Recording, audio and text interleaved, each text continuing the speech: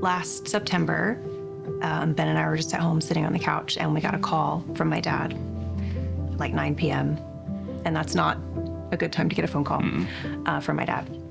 And he told me that my mom had died. And it was very sudden and very tragic, the way she died. And I just remember I couldn't even do anything else. I was a mess. Over the next few days, we made funeral preparations and cried.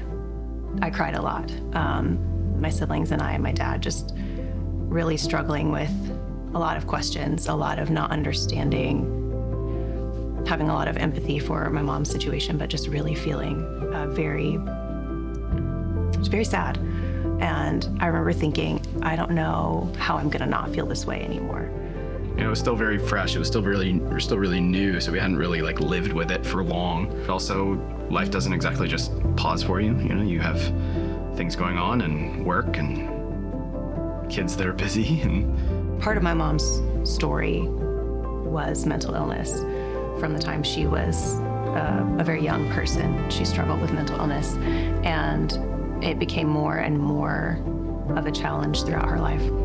For her, she eventually realized she needed to go to counseling, but because of the place where we lived, it was a very small town. I think there was a lot of stigma at that time around needing support for mental illness. And so my mom, I remember she told me she would drop my siblings off at school.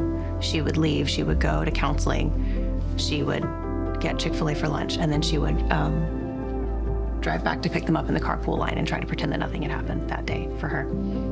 But she didn't want anyone to know that she was getting help. And I just always sort of remembered holding on to that and thinking, yeah, you don't want people to know you're getting help. And so for me, we get back in town after dealing with the memorial service and all of that sort of chaos. And I just remember feeling so overwhelmed with emotion. I wanted to go back to work, but I could barely make eye contact with people without just being overwhelmed with a lot of grief. I remember sending an email to our care team and saying, I'm raising my hand, I need some help.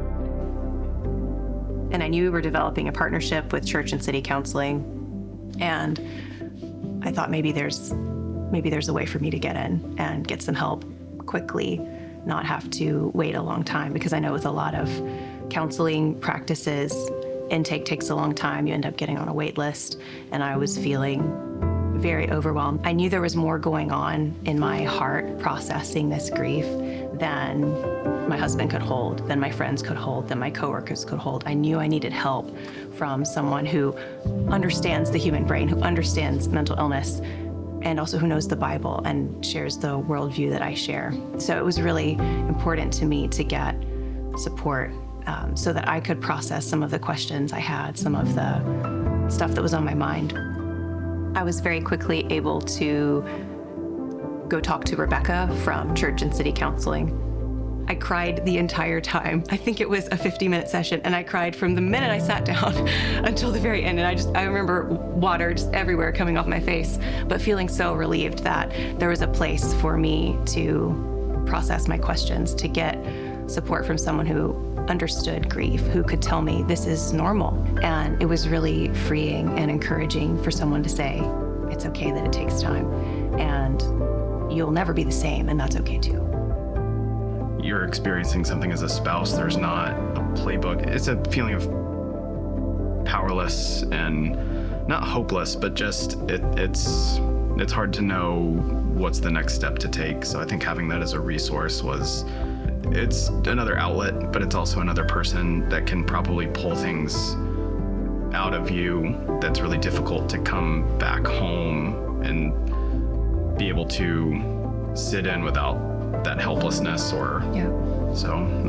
I think having that as an option and resource was more of a relief, but also something that gave us more option to continue processing without it kind of fizzling out or just floating out into the ether. I realized that when I had a counselor, I didn't have to depend on Ben to do all of that for me, that we could focus on our relationship, and that I could go to someone who was a professional, who was trained to help me work through my grief. Part of me wanted to believe that I could just do it on my own, that I could just wake up every day and white knuckle it through and not feel out of control. And the other part of me realized there was a lot of deep brokenness in my heart and a lot of deep brokenness that I carried even back from my experience with my mother and her mental health. That wasn't something I could just sit and think about on my own to solve. I knew I needed more than that. So while it's not always fun to say, hi, I need help, sometimes the humility of saying I can't do this on my own, the Lord is really able to take that and use that as part of our growth journey.